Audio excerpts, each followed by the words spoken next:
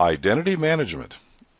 So we're looking at specific characteristics of individuals or resources, to confirm their actual identity. Assign identity using access controls. Again, right, your identity defines who you are, and the access controls can be built around that verification.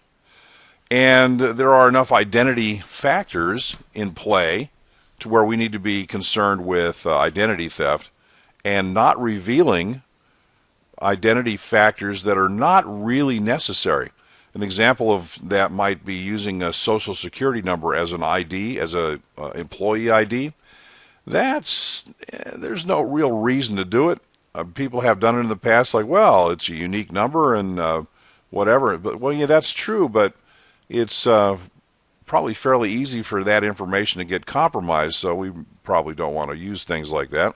Some randomly generated employee ID you're probably better off with that. So before we leave the identity management section behind, there's a very small blurb in the book there. Now, associated with the identity, once the identity is properly established, then we can generate some authentication credentials that will allow you to access resources. So there's a process behind that. We have systems administrators, and we have procedures that they must follow, and we have policies that govern how they do what they do, and so on. So basically, the account management is actually very important, because no matter how sophisticated or complex a process might be, kind of the key to that is that user account. Ultimately, it's that user account that is allowed the access in the first place. It's that user account that accesses the resources. So you have to be on your toes. You have to have follow your appropriate procedures for managing these user accounts. And along with user accounts are the various account privileges. And remember, we've got the some of our security rules, like the rule of least privilege, the one that says, hey, only assign users the minimum permissions necessary to get the job done. Now, there's a couple of ways to assign permissions. You can assign permissions to each individual user. And so again, any permissions assigned would apply, of course, only to that user. And you would, of course, want to associate those permissions with the actual job function. The other, more best practice type approach is to use groups. As it turns out, most users fall into certain categories, and again, for the most part, several users, generally in the same department, tend to have the same access requirements to resources. If you're in the accounting department, you're an accounting user, chances are you and all the other accounting users need the same access to the same resources. So the preferred way to assign permissions is to, first of all, organize your users, by function into groups. Operating systems like Microsoft make that very easy to do. And once you've got your groups identified, assign the permissions to the group. So instead of assigning permissions to like 500 individual users, it would be so much easier to manage if you assign permissions to, maybe a couple of dozen groups. And all you have to do to give the user the permissions they need to do their job, you place the user in the group. When the user no longer has that job, you simply remove the user from the group. The permissions are inherited. They pick them up when they join the group, and they lose them when they leave the group. And of course, access to resources is kind of important. So documenting these privilege levels, reviewing users' privilege levels periodically to ensure they're still relevant and correct, very important. So your account policy would cover a variety of topics here, as you can see here. There are policies and procedures covering when is it appropriate to create an account, and who can, who's allowed to authorize the creation of an account. Systems admins, have a pretty fair amount of power in this regard, and they can just create accounts out of thin air. And what's to prevent them from creating bogus accounts that can be used for fraudulent purposes? Well, it's because the oversight on these administrative accounts is pretty high. You want to keep track. You want to audit the activities performed by your more privileged users. Resource management, again, one of the primary reasons for this is to limit access to resources to personnel that are authorized to have access. Whether or not users can share accounts or users need to have multiple accounts, it's generally best practice to not let users share a single account. Because if you do that, like if you have, just use the generic account that everybody else uses. Well, if you do that, that does limit the number of accounts that you have to create and manage. That's true. But all of your accounting goes out the window. If you've got a generic account, then that generic account is what is accessing the resources and what is being recorded to the log files, but there's no specific user associated with that. Just for your information, and you probably knew this already, of course, the State Department kind of frowns on that. We have specific accounts unique to each individual. Now, there are times when you might have more than one account. You might have, or you should have, your standard user account, which is not a privileged account, which is limits the amount of trouble you can get yourself into. And then there's the administrator account, for those of you that are administrative permissions or administrative functions. Administrators, or users with administrative level access, can get into more trouble, can cause more harm than your average user can. So the general rule that we try to follow as best we can: if you are a user with multiple accounts, a standard user account and an administrator account, you want to try to not log in as the administrative user. You want to log in as the standard user, and if you have to perform administrative functions, you can there are secondary logins. You've got the resource, you can right-click, log on as, and you can select your administrator credentials and provide those. And for that one process that requires administrator level access, you can run that one process with administrative level access while remaining a standard user for all other practices. The access reviews, again, there should be an ongoing investigation, ongoing review of rights and privileges to ensure that the users actually have the appropriate set of privileges. How often should you do this? Organizations differ, but generally for test purposes, at least annually is kind of indicated. That may be not often enough for your organization, maybe too often, probably not. But generally annually is a good round number, good rule of thumb to follow. Account prohibition, and if I read this correctly, there are procedures that you would follow to lock out an account, to prevent an account from being accessed. You're let's say you're leaving your post for an extended period of time, going to some other post or doing something else. You might want to lock your account so that no one else can use it in your absence, but still have the account available because you're going to come back and resume operations. But it depends. Well, if you're going to be gone for 2 years, do we simply delete the account and recreate it when you get back, or what are the procedures for that? What does the policy say? And then finally, the protection afforded to the account is generally only as good as the password policies.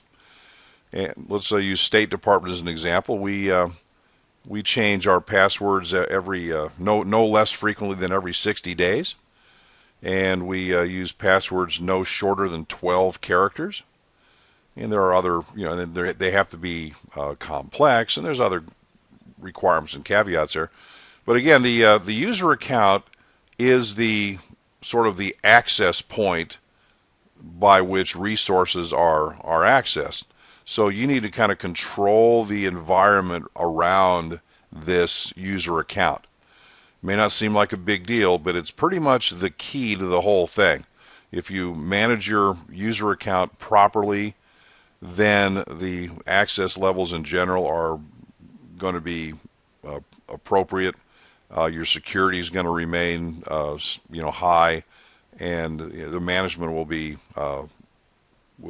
easy to do. You'll have a set of policies and procedures that governs pretty much every aspect of that user account's lifetime. I mentioned the multiple account thing already. Again, the reason you would have multiple accounts, well, typically the reason you'd have multiple accounts is because of different privilege levels.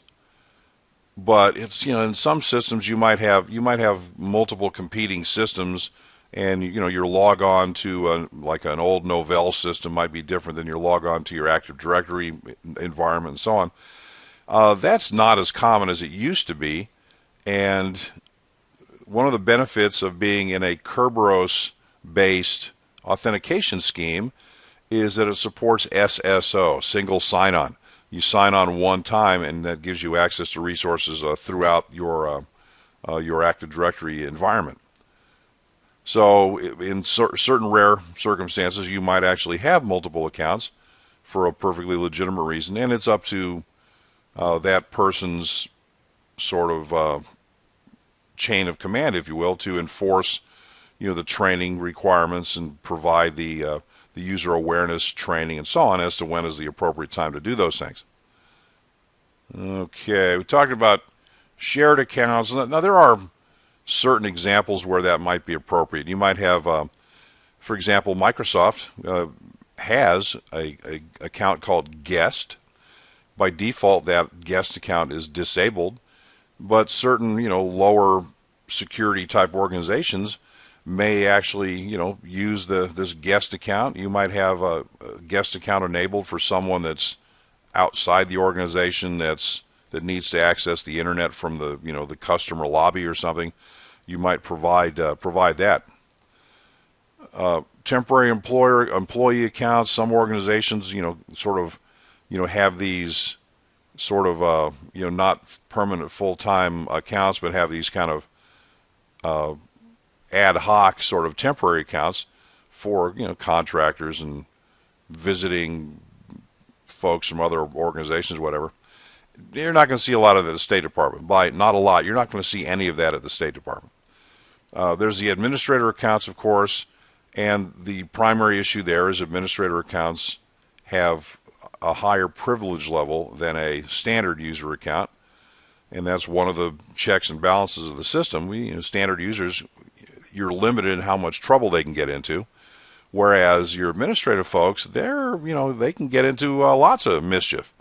So you need to take that into account before you assign someone administrative permissions. And you don't assign someone administrative permissions that doesn't need them. You don't respond to a user who says, "Hey, I can't log into this thing. I got to get to this resource to get my job done." And you're the busy systems admin, and you don't have really time to put in the appropriate amount of effort here. So you just say, you know what? Let me just add you to the administrators group. That should solve that problem. So I'll try to remember later to take you out of it. Kind of a thing. You would be surprised to learn how many organizations take that kind of shortcut. It does solve any temporary access problems you might be having, but it then gives a user that doesn't need elevated permissions, it gives that user elevated permissions, and that's not good. So you want to kind of control access at the admin level. Batch processing. batch process accounts for easily automating many different types of tasks. For example, you might have a particular job function that involves, backing up. It's kind of an automated task that backs up data from multiple locations and whatever. So there might be a specific account that's designed specifically to be able to perform these activities sort of in an automated fashion that potentially you could use.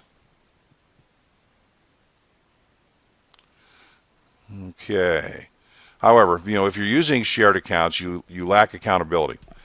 You can't specifically, generally, identify which actual carbon-based life form was logged in using that shared account during whatever issue that you're tracking down.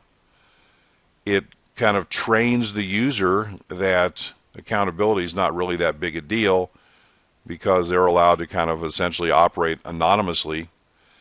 And another problem is shared accounts, that means everybody uses the same account, everybody uses the same password. So it's bad procedure to share passwords because it's like, well, shoot, everybody in this work group uses this account. I'm just going to post the password here on the side of the monitor. So we don't have. That means pretty much that could potentially be opened up to users that are not in the appropriate work group, and you lose control over who has access to that account, and it's kind of a nightmare. And generally, these shared accounts are discouraged. You generally shouldn't provide them, and users shouldn't be able to use them. An account federation. Basically, here's more of that SSO deal. Microsoft's a good example of that. You've got your Microsoft account, which lets you, log into Windows, lets you log into a variety of other services. Microsoft's, kind of cloud OneDrive used to be called SkyDrive, but somebody else actually had the trademark on SkyDrive, so they had to change it. Got an Xbox account, whatever. So they've kind of unified the access to these completely different, separate sort of environments by using a single account, which can be good, can be bad. If something bad happens to your Windows account, then you're locked out of pretty much everything. I don't know if anybody's ever experienced that, or is it just me? But this concept, this follows the sort of Kerberos SSO model, single sign-on model. You provide one set of credentials, gives you access to multiple systems, and here's a pretty good real-life example of how that works. Okay. And, of course, on your smartphone, your Android phone, pretty much the first thing you do when you get a new phone is you sign into your Google account, which gives you access to all your Google stuff, which is, Google, of course, is sort of the, Android is a googly sort of thing. So that gives you access to your Gmail and your Google Drive and a variety of other things. So the term account federation is essentially unifying multiple separate accounts under one sort of banner, if you will, one account type. So from that, let's take a look at some of the security controls that we put in place to help us, the administrative staff, manage this operation. Well, you've got user ID and password requirements, and there's a nice little laundry list of things there. It's generally a good idea to require an absolute sign-in process to gain access to stuff. So you should require username and password for pretty much all activities. They should be unique. The State Department, you know how we generate usernames. And if there's somebody else that's already there with your username, then you get, like a number tacked on, kind of a thing. So for people with very common names, you're going to wind up, being, John Doe 14 at state.gov, something like that, So, but the point is, they're unique. should be required strong, complex passwords, right? Like State Department, 12 characters long, must be complex, which means they have to contain 3 of the 4 of the following: uppercase, lowercase numbers, and special characters. Recovery procedure. There's a telephone number you call to get the account folks there that can reset your account. OpenNet has recently instituted the ability for you to reset your own account credentials, which doesn't always work as well as you might think, and you still need to call the tech support guy. And then let's see. So if you go into group policy, you'll see there's like 6 different account password policy items. Minimum age, maximum age, password history, length, complexity, those kind of things. So you can control all of that through group policy and enforce that to everyone in the organization. Once that, if that policy changes, let's say that next year they decide to kick it up to 13 characters, well, they're just going to push out a group policy that's going to affect everyone. And then the next time you log onto your machine, you'll be required to change your password, and the new policy will then be enforced. Account access restrictions, for example, users and groups, that access information should be documented. So generally the information owner, the system owner, the person whose system you're on, there's somebody ultimately responsible for accessing the data on that system. They're generally the guy. They're generally the person who determines who needs what level of access there. So that information is documented and then placed into policies and procedures, so that when you, the system admin, come along, you've got some guidelines on what permissions a particular person might need because of the job they'll be doing. We can't expect a systems administrator to just somehow know who needs what level of access for every different job in the State Department. That seems unrealistic.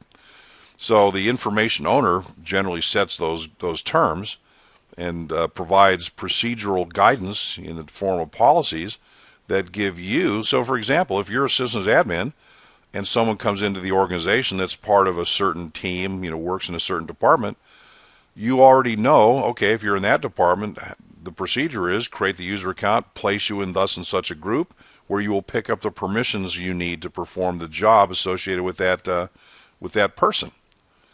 So again, it's all about documenting all these various factors so that we can simply enforce the policies that are laid down.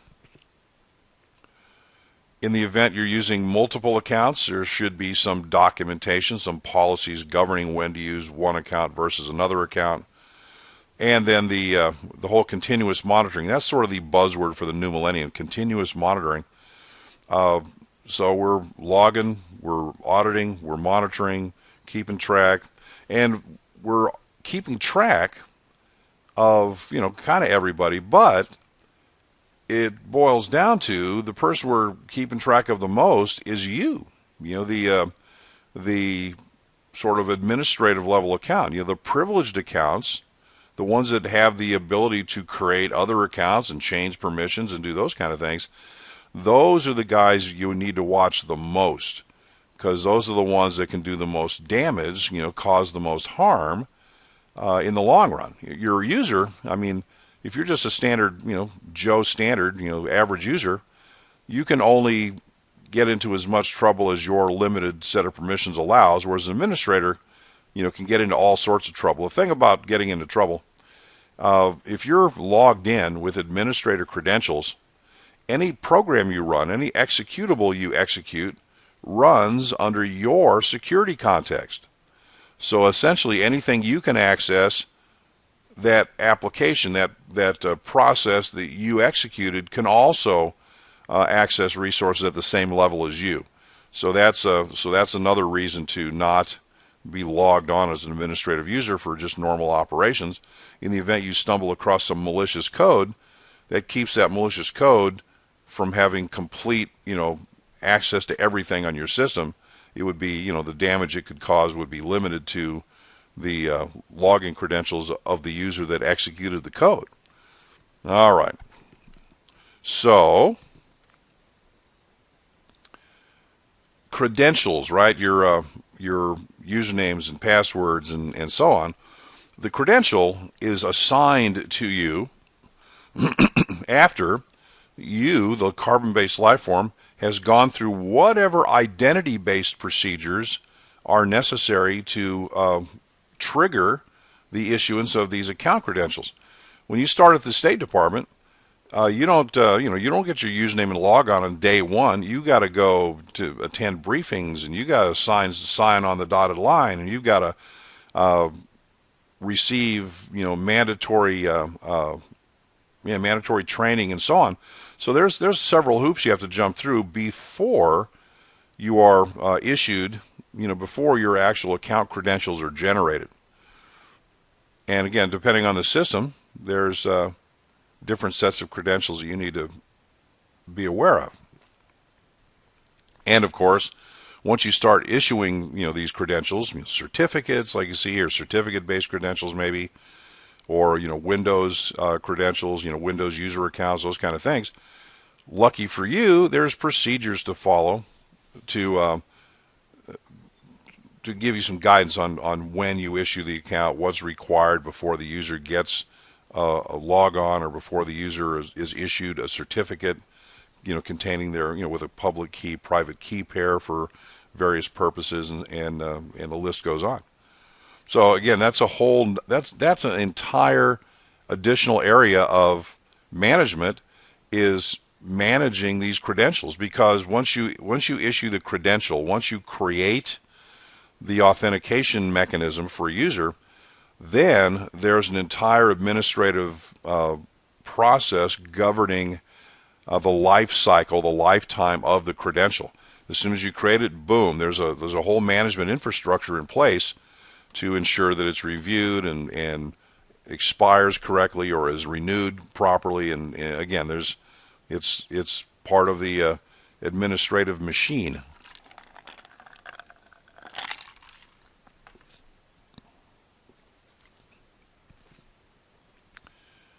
He said, pressing the button, hoping something interesting would happen. All right. Well, lucky for us, in our Microsoft Active Directory related environment, oh, you know what? Before I move on from that section, there's a little blurb in the book there. It talks about credentials management software, things like KeyPass and iPassword, or and so on. There's programs that are like secure databases that contain your credentials for easy access, and they're pretty good at resolving issues regarding, I've got so many different accounts for different systems and I can't remember all these passwords. So these password management, or these credential management software bits, are pretty useful in giving you essentially control over those things. You've got essentially a secure database of the different usernames and passwords for stuff, and really all you have to know is the main password to get into your secure database there. So again, we don't use a lot of these third-party tools within the government. We've got our own tools that we use, but they do exist, and they're certainly worth using. So I recommend you check them out. Anyway, group policy, right? In Active Directory, we have a tool. That tool is called group policy. And group policy lets us control literally thousands of individual configuration settings, including settings regarding passwords and the companion account lockout procedures. I'll give you 3 invalid logon attempts in a 5-minute period, and then I'm locking your account. And then you have to go see an administrator to get your account unlocked, because that catches guys that are trying to guess your password, or using password guessing programs. Boom, 1, 2, 3 strikes. Hey, you're out, and then you have to move on to somewhere else. It's an inconvenience to the user, to the point where if it's done properly, it can wind up being sort of a mini denial of service attack, some bad guy, logs on sequentially to everybody's account and, and triggers the account lockout mechanism, then, when 8 o'clock rolls around, everybody's trying to log in, nobody can, and then the administrator is having to deal with unlocking a bunch of accounts, which may distract that administrator from what's really going on. So, there's pros and cons there, but generally more pros than cons. They mentioned this concept of reversible password encryption for storage. There are older applications, older, let's say Windows clients that actually required the password to be stored in a particular format so that it could be retrieved, by the application, this reversible password encryption thing. So the whole concept of reversible encryption implies that your password is designed to be sort of hacked, I guess, if you want to look at it that way.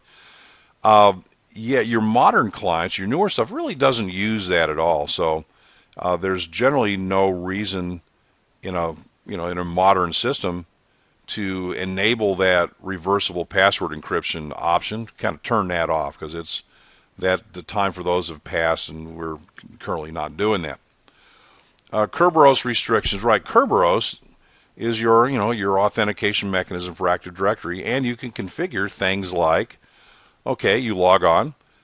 Is this particular Kerberos ticket that you're issued, can it be renewed? How many times can it be renewed? How long is the session, that Kerberos session, authorized? 8 hours, 10 hours, whatever. What's the time synchronization figure that we use? The default for Kerberos is 5 minutes, meaning when you're trying to log on, if the time difference between your system and the Kerberos time server is more than 5 minutes, Kerberos is going to say no. It's not going to allow you to log on. So it's kind of touchy about time. But again, there's a variety of Kerberos features, Kerberos settings that you can adjust as necessary. Auditing account events. When you log on or attempt to log on, there's actually something known as, and we'll see this in auditing later, there's what are known as log-on events. And there's also another auditing category called account log-on events. Two separate events, trackable events. Now, you're sitting at your workstation logging on. Well, your workstation will register a log-on event. When you attempt to log on from your workstation, it's logged that that attempt was made. At the domain controller, an account logon event is registered because the domain controller, controls access to the Active Directory account. So it's two completely separate things. But it does give, analysts the ability to go back through the kind of sequence of events to see who logged on from where, to what system and so on. And then there's other rights and controls that are not permissions based. I mean, you've got permissions control access to files, folders, and printers. But there's other things. There's other things you do that are external to that, like who has the permission to shut down a system. Who has permissions necessary to perform other kind of non-file and folder related activities. So that's those are other user rights. And again, group policy lets you control, and literally there's hundreds of those too. So you've got a pretty solid suite of tools available through group policy that lets you manage your network pretty efficiently and effectively. Then that rolls you into activity 5-4, implementing these security controls in Active Directory.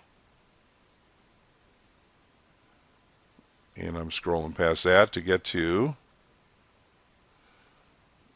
the end of the road. Okay, so that takes us to the end of chapter 5. And before we leave, let's take a look at some general guidelines that we've pretty much described. Let's kind of encapsulate them here. Right, least privilege. The users are supposed to only have minimal access, what the least amount of access is necessary to get their job done. And that's, we audit that, we monitor that, we review that periodically. verify that a policy exists governing creation of these accounts.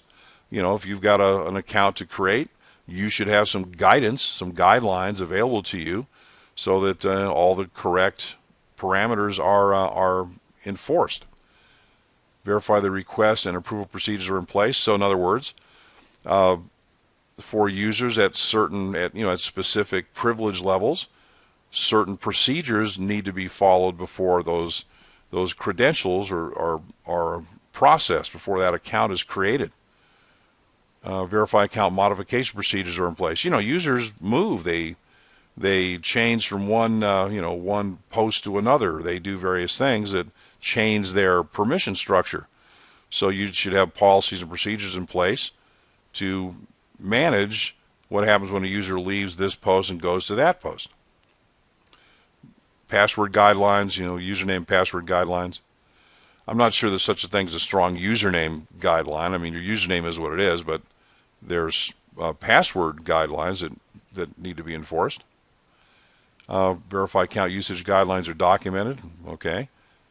Limit access to these multiple accounts and shared accounts. A lot of organizations don't even use shared accounts. And if you have multiple accounts, generally we're referring to a standard user account for most things and an administrator level account for those situations where you are indeed an administrator, have elevated privileges. And you should always log on as the unprivileged user and on a case-by-case basis sort of invoke your administrative credentials for specific purposes. Implement group policies. Well, in an Active Directory environment, that is the tool of choice that allows you to enforce the written policy. The written policy comes down to you from somebody above your pay grade, and it's your job as an administrator to take those written policies and convert them to action, and that's what group policy does. And then, of course, continuous monitoring. Monitor the activities associated with that account and what resources are being accessed by who and those kind of things. So it's this course is not a systems administrator course. You'd want to come back later for my Server 2008 course, or in the future my Server 2012 course, where we go into very detailed specifics about account management and those kind of issues. But again, these principles and properties apply across the board, not just to Microsoft systems, although group policy is a specific Microsoft tool.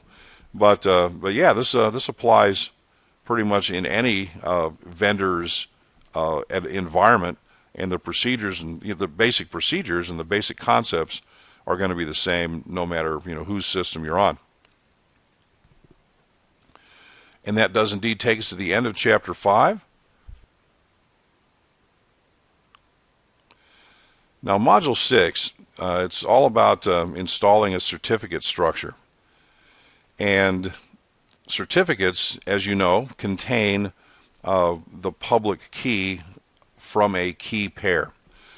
And the certificate-based, authentication, I mean, you can use certificates to identify yourself.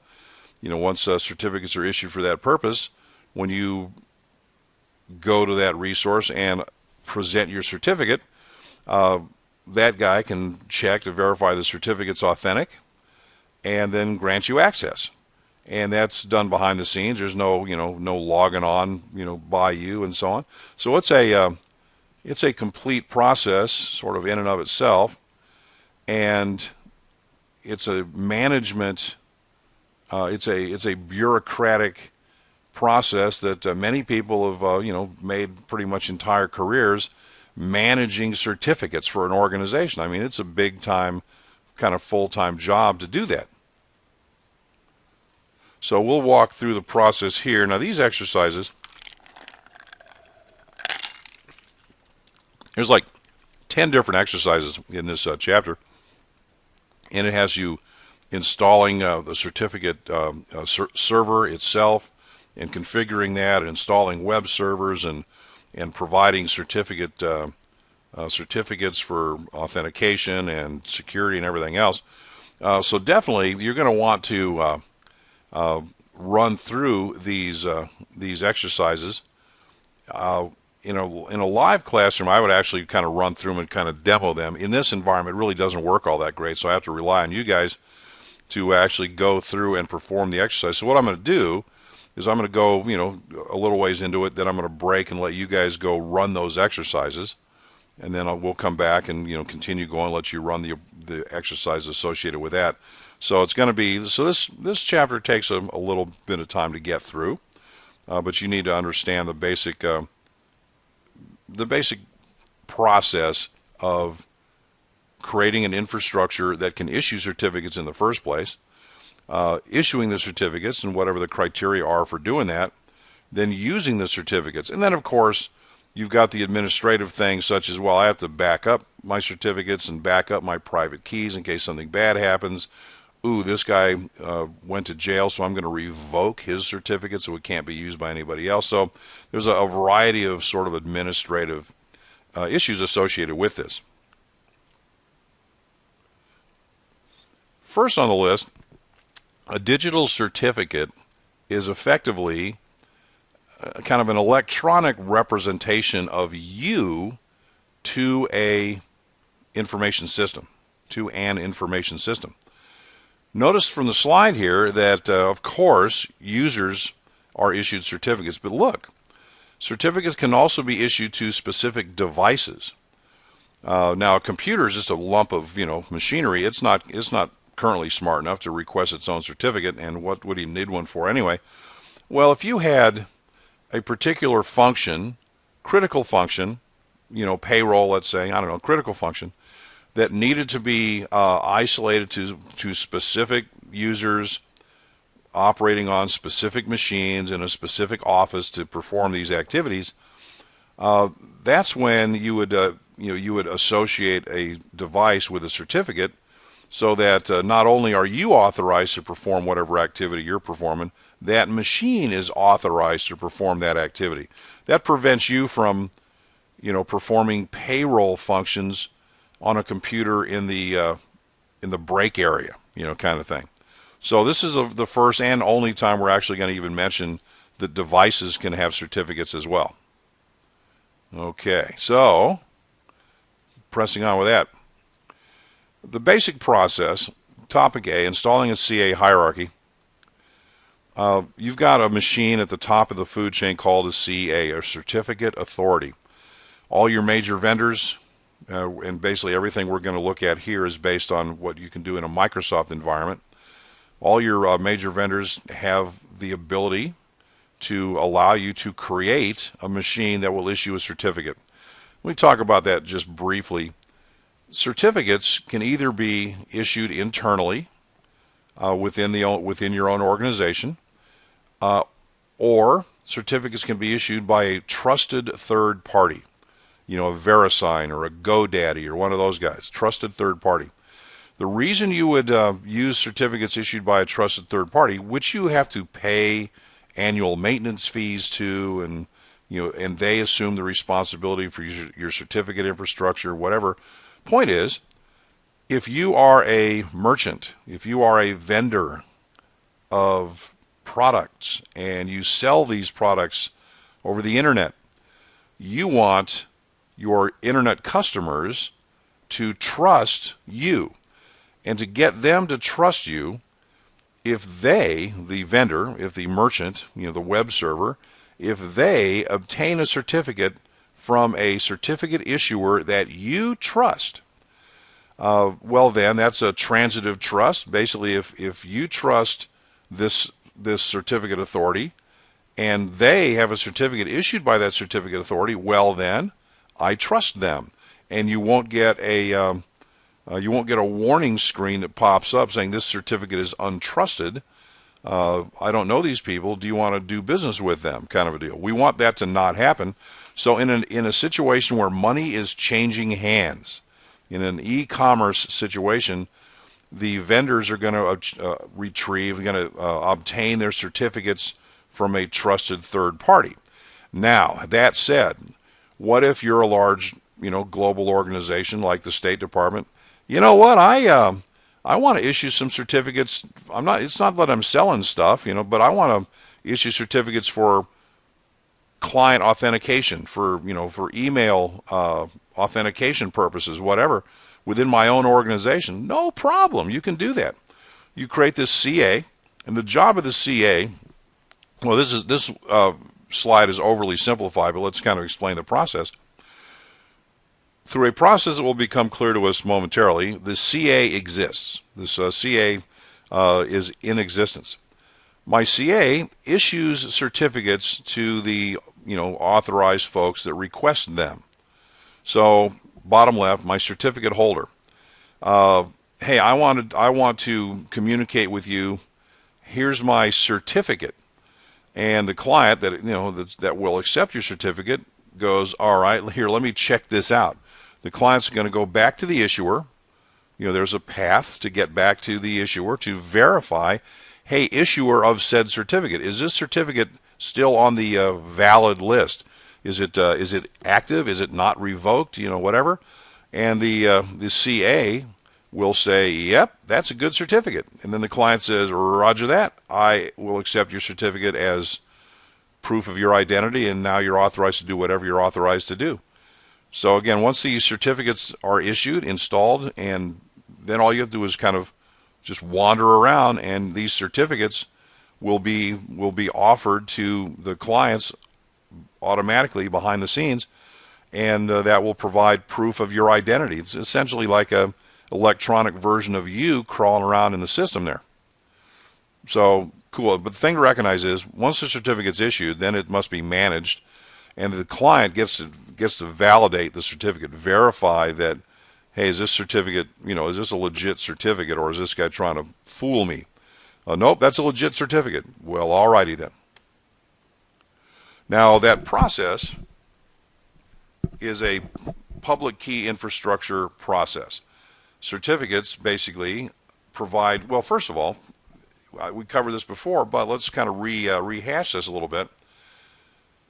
Encryption keys are advanced geek level mathematics. If you're a math geek and you're into this stuff, people like the CIA and NSA, they hire you to do encryption based stuff. So the math behind the keys, while impressive, it's just math. And the thing about math is bad guys know math. So just the math alone is not sufficient for us to do business together. The certificate provides the trust mechanism for that keying material.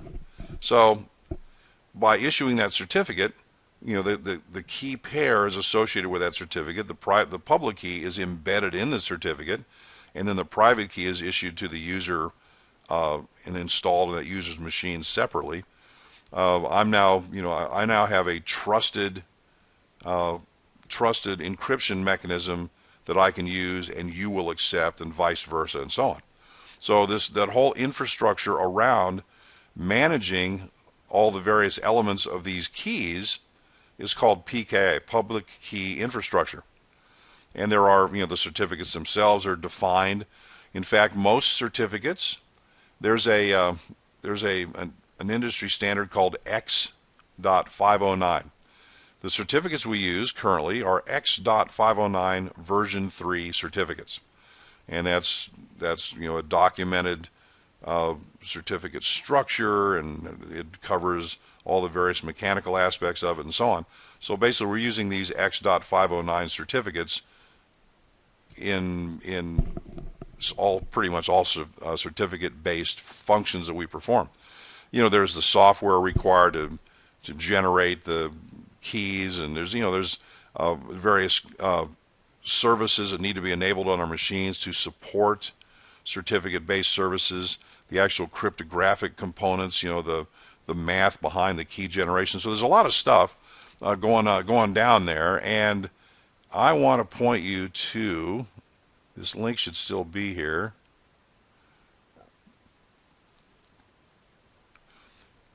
On this page, the page where this slide exists, there's a reference to something called Public Key Cryptography Standards, or PKCS, which kind of defines all these things I've just been talking about. Notice, if you will, there's a website listed www.emc.com/yada yada/RSA labs///. So it's kind of complex and annoying, but if you felt if you felt the need to dig a little deeper and just kind of learn, what's PKCS number 7, cryptographic message syntax standard. I want to learn a little bit more about that. You can go to that website, because RSA was purchased by EMC, so now it's an EMC link. You can go to that website, and within that website is everything you ever wanted to know about how PKI works. It's a great resource for that process. So these standards exist, and they're all defined, and you can go to this particular site and kind of learn all about that stuff. Now PKI, there's another list. I mean, the certificates themselves, the CAs. Now notice in this slide there's more than one CA. In most large organizations, we're not serviced by a single CA. However, that single CA, at the top of this food chain, his job, one of his primary jobs, is to certify the next level below him of CAs, and those guys, their job is to actually issue the certificates. The guy at the top, his job is primarily just to be the guy at the top. He's the root of the operation, and that's his primary function, is to kind of hold this thing together by being the top of the hierarchy. It's the guys below him that actually do the actual work, that issue the actual certificates to users, that maintain the certificate revocation lists, and so on.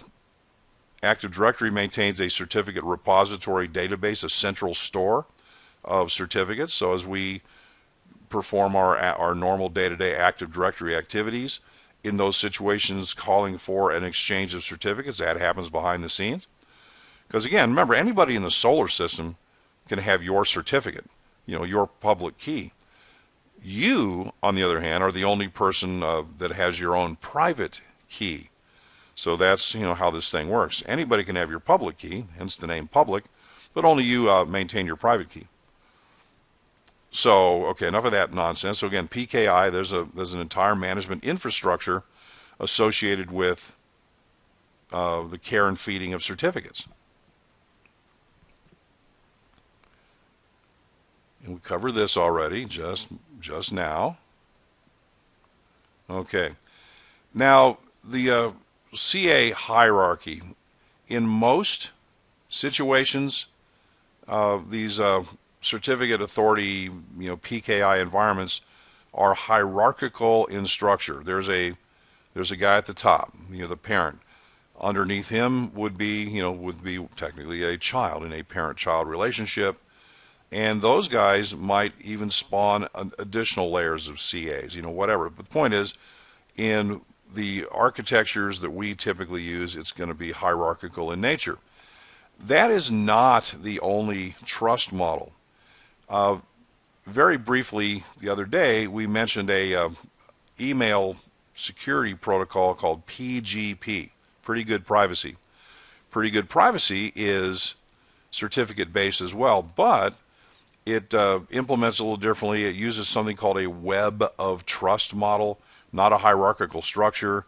So effectively, this web of trust, the certificate server that issues you your certificate, you would have to manually, effectively transmit your certificate to the person you are communicating with securely, and they would send their certificate to you, and you would maintain these certificates in what's called a key ring. Kind of that analogy there. So again, the management structure is different in that web of trust. But if you'll notice, they kind of took that whole thing out of the book because it's apparently not, I don't want to say important enough, but not widespread enough to be that big an issue. In virtually all dealings you're going to have with certificates, those certificates are going to come from a hierarchical structure like this. Okay, now assuming that we're comfortable with that, in a hierarchical structure, there is a guy at the top of the food chain. He's called the root CA. Root CA, very important. If the root CA is compromised, the whole operation is compromised. Whereas if one of these subordinates down here, the ones that actually issue the certificates, if one of those guys gets compromised, only his certificates are compromised, not the entire operation.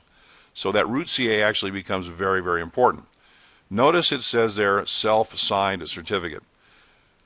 The subordinate CAs, they come into life because they are, again, their certificates are signed by the root CA, to kind of authorize their existence. So again, everybody in the hierarchy below them, has that root CA signature, as pointing them to the top of the hierarchy. Well, the root CA, he just pops into existence. There's nobody to sign his certificate. He's patient zero, man. He's the alpha and the omega, this guy. So he signs his own certificate. It's a self-signed certificate, and that exists because in this structure there's nobody above him that can do that. So that's what that's all about. Now, the root CA, again, the big deal with the root, once he's done doing his root CA things, and those root CA things involve basically certifying this next layer of CAs, and those are the guys that are actually going to issue certificates. Once he's done that, you need to protect him. The root CA needs to be generally taken offline. Because if he's offline, it's much harder to compromise him. It's much harder to hack the root CA or affect him, affect the entire hierarchy. So logically and operationally, once he's kind of done doing his thing, you literally unplug him. You take him offline. If you need him for some function in the future, you plug him back in and do whatever you need to do with him. Then you take him offline again. So that's the main concept there. Now, in a Microsoft environment, not that that's a big deal, but Microsoft is kind of out there. If the root is integrated within Active Directory, that's if you incorporate your CA structure into the Active Directory structure, then you've got what's called an enterprise root. So that enterprise root is incorporated into your Active Directory structure. If, on the other hand, you've got a standalone server that's not really incorporated into that structure, it's known as a standalone root.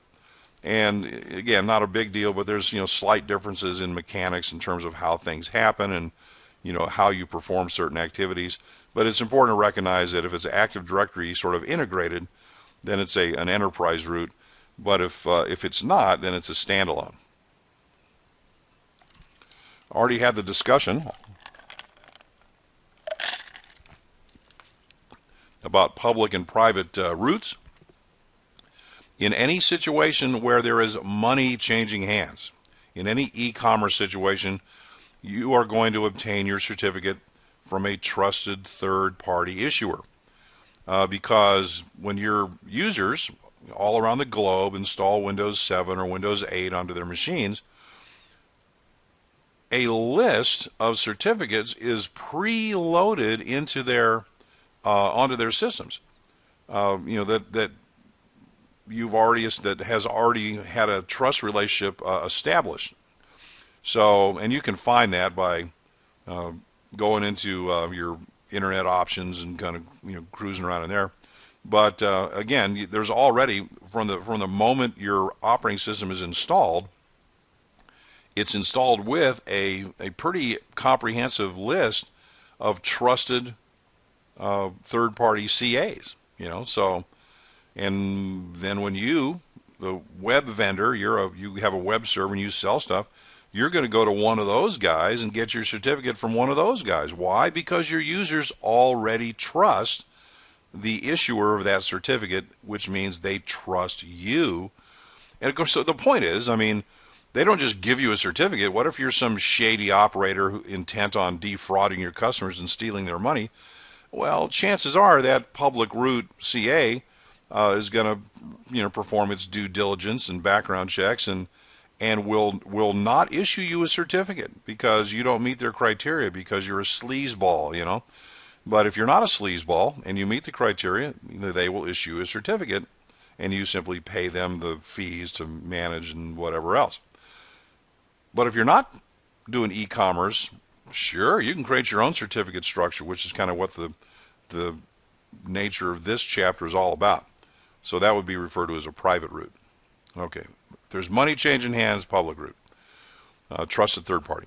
Okay, so here's the concept. My route CA, it doesn't matter if it's a enterprise route or a standalone route. His primary job is to certify that next layer down. Those guys below that are called subordinate CAs. There can be enterprise subordinates or standalone subordinates, again, given the Active Directory criteria we were just talking about. But again, the subordinate CAs are the workhorses that actually do all the, perform all the mechanics. They generate the key pairs and issue the certificates and maintain the certificate revocation list and all of that jazz. Okay, the concept here, which we talked about, the offline route. So once the root has performed his rootly functions, I am root, Okay, once the root has performed his functions, you unplug him, take him offline, you lock him up in some safe, secure facility. The subordinates are still out there doing their thing, issuing certificates and so on. And again, if some change is made that affects a certificate issued by a subordinate, the root CA doesn't care about that. The subordinate keeps track of all that stuff. So it's not like the root CA has to maintain. Oh, you go right ahead.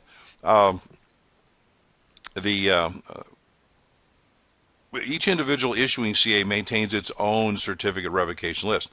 The root CA, it's only issuing certificates to the subordinates.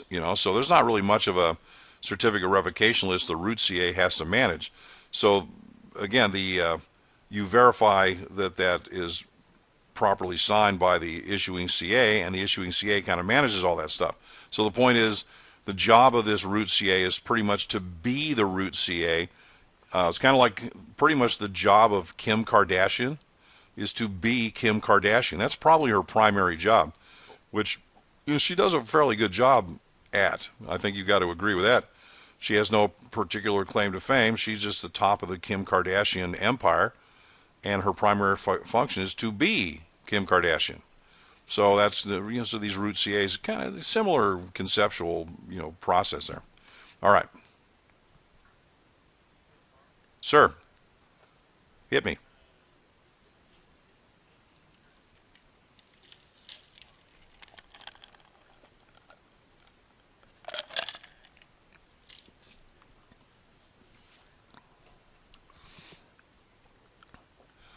That's a good question.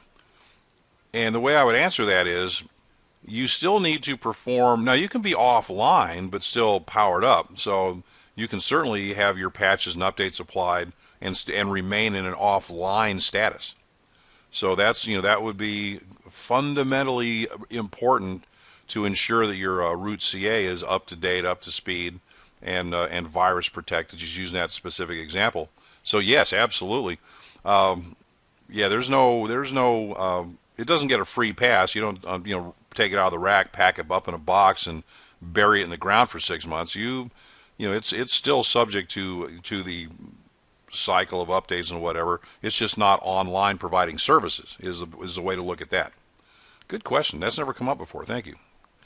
All right. So now, he said, now there's a offline routes, subordinates, whatever. Okay, so as an administrative type person, there's no one, like I like to say, there's no one right way to do this, but there's lots of wrong ways. See, I'm just kidding. But let's look at a couple of potential examples. Let's say I've got, I don't know, thousands of employees worldwide. Psst, who has that?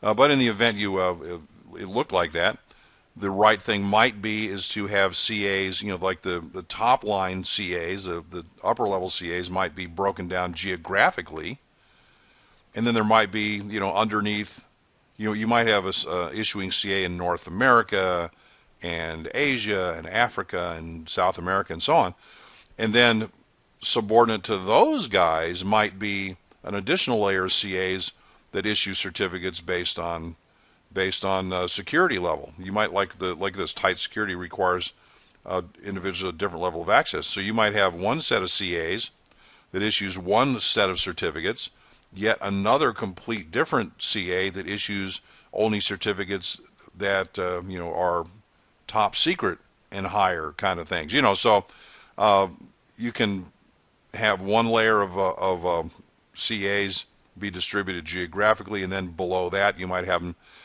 based on further broken down by geography or broken down by function. You might have one set of servers that services the State Department employees, another set for the consular affairs people, another set for USAID, whatever. I mean, there are multiple design options. No one design option is inherently better than any other design option. It's all about the management infrastructure and ultimately who's on the hook to manage these systems and whatever.